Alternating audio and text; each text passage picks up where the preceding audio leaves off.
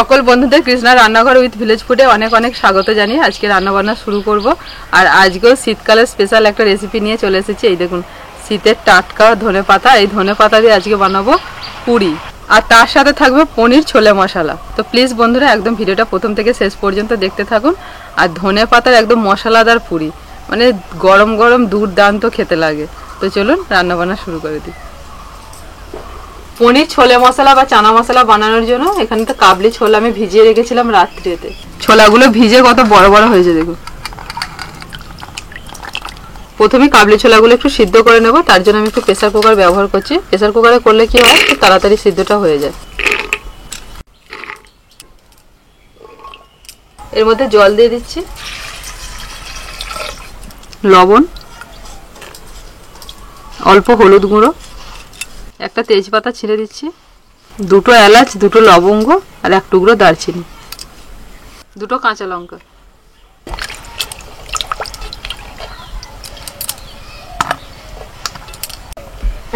আলু, 4 টুকরো আলু দিয়ে দিচ্ছি।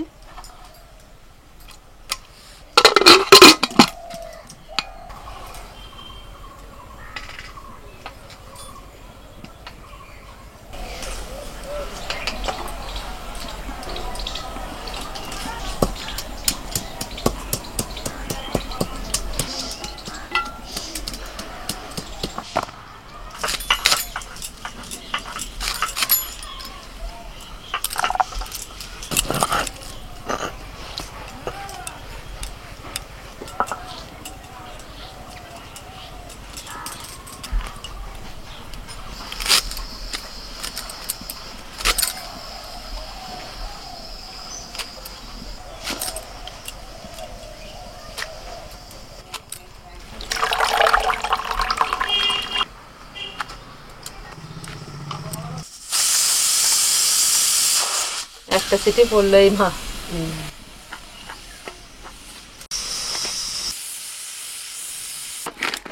ওরকম ছোট হয় না, মেশিনেতেই ভালো হয়। এখানে আমি 250 গ্রাম পনির নিয়েছি, আর পনিরটাকে একটু টুকরো টুকরো করে কেটে নেব।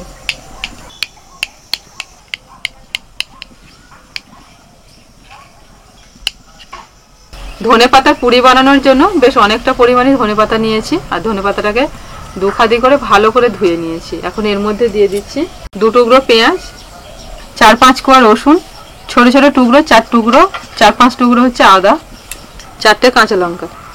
এবার এই সব কিছু একসাথে বেটে নিতে হবে, কিন্তু বাটাটা শিলে হবে না, শিলেতে না একটা ছিবড়ে ভাব থেকে যায়। তো এটা মিক্সিতে বেটে নেবো আমরা। মা নিয়ে যান, আর আপনার ছেলেকে বলবেন বেটে দিতে, নাহলে পিসিমাকে বলবেন ভালো করে পেস্ট করে দিতে বলবেন। হ্যাঁ, আর জল দিতে বারণ করবেন, ঠিক আছে? কড়াইতে একটু সাদা তেল দিয়ে দিচ্ছি। তেলটা ভালো করে গরম করে নিয়ে এখন পনিরগুলো ছেড়ে দিচ্ছি।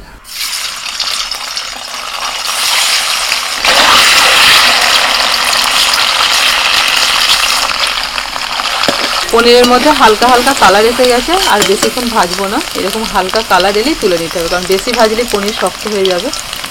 আর এখানে আমি হালকা কুসুম গরম জলের মধ্যে একটু লবণ দিয়ে রেখে দিয়েছি, এর মধ্যে পনিরটা ডুবিয়ে দিচ্ছি। এতে করে পনিরটা কিন্তু শক্ত হয়ে যাবে না। কড়াইতে সাদা তেল গরম হয়ে গেছে, তেলের মধ্যে দিয়ে দিচ্ছি তেজপাতা, এলাচ, দারচিনি, লবঙ্গ। ফোড়নটা হয়ে গেছে, এবার পেঁয়াজ কুচি দিয়ে দিচ্ছি।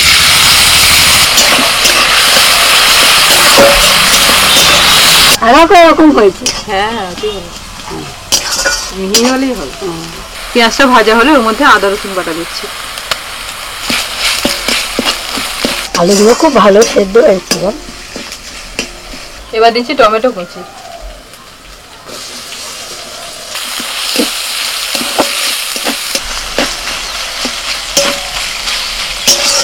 অল্প লবণ,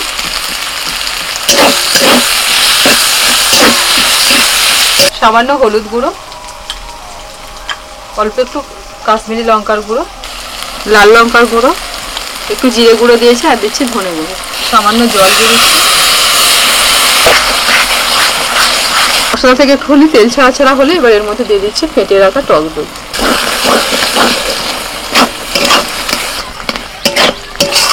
এখানে 1 চামচ মতো আমি ছোলে মশলা দিয়ে দিচ্ছি।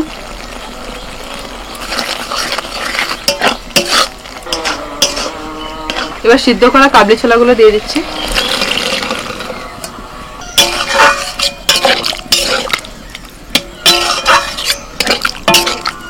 কাবলি ছোলার সাথে যে আলুটাকে আমি দিয়েছিলাম 4 টুকরো আলু, সেই আলুটাকে একটুখানি হাত দিয়ে মেখে নিয়েছি, সেই মাখা আলুটা এর মধ্যে দিয়ে দিচ্ছি যাতে গ্রেভিটা একটুখানি মোটা হয়।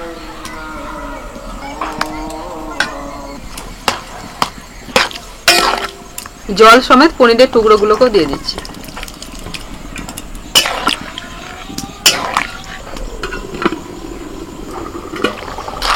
এইরকম একটু গ্রেভি রেখে নামিয়ে নেবো, কারণ এটা যত ঠান্ডা হবে আরো তত এটা একটু পাতলা থাকবে না, আরো ঘন হয়ে যাবে। নামানোর আগে 3টে চেরা কাঁচা লঙ্কা আর দিয়ে দিচ্ছি অল্প একটু ছোলা মশলা।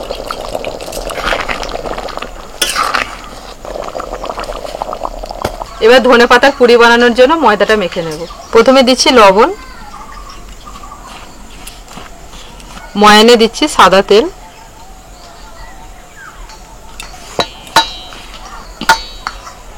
তেলটা ভালো করে মিশিয়ে নিয়ে এবার দিয়ে দিচ্ছি ধনেপাতা বাটা।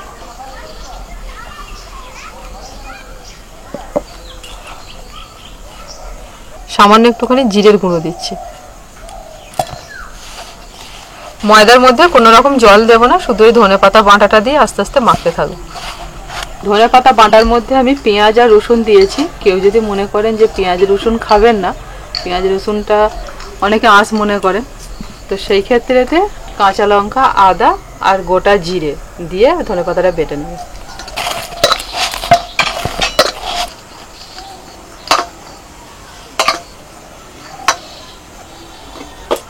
পুরির জন্য একদম ডো মাখামা রেডি, পুরো সবুজ হয়ে গেছে একদম।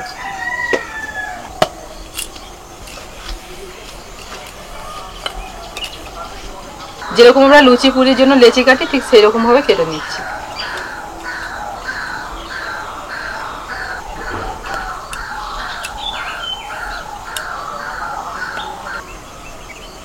তুমি বেলো, আমি ওদিকে ছাড়তে থাকি। আপনি ছাড়ুন না, আমার কতগুলো বেলা হয়ে গেল দেখে।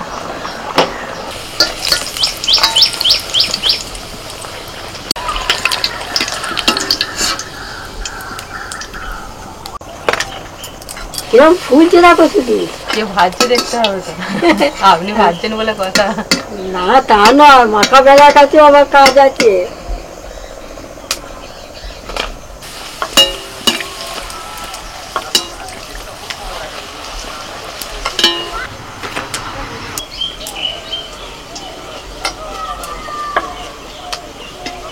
মা আপনি খেতে বসুন, আমার লাস্ট ভাজা হয়ে গেছে আর সন্ধ্যেও হয়ে গেল।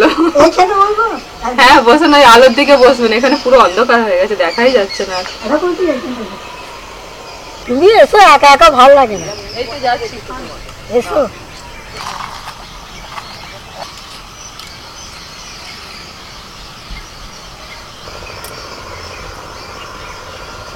খান না, আমি যদি নাই বসি তো কি হবে?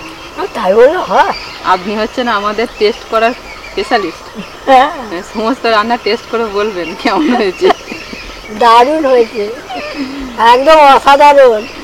হ্যাঁ, তবে একটা কথা বলবো, যারা ধনেপাতা খেতে পছন্দ করে, মানে ধনেপাতা দিয়ে যে কোনো জিনিস, তাদের এটা মানে দুর্দান্ত লাগবে খেতে। মানে মা ভীষণ ধনেপাতা খেতে পছন্দ করেন আর আমিও তাই। মানে যে কোনো তরকারিতে ধনেপাতা দেওয়া বা ধনেপাতার চাটনি সব আমাদের ভীষণ ভালো লাগে। তো যার জন্য এই পুরিটাও আমাদের খুব ভালো লাগে, ওই জন্য আপনাদের সঙ্গে আজকে শেয়ার করলাম।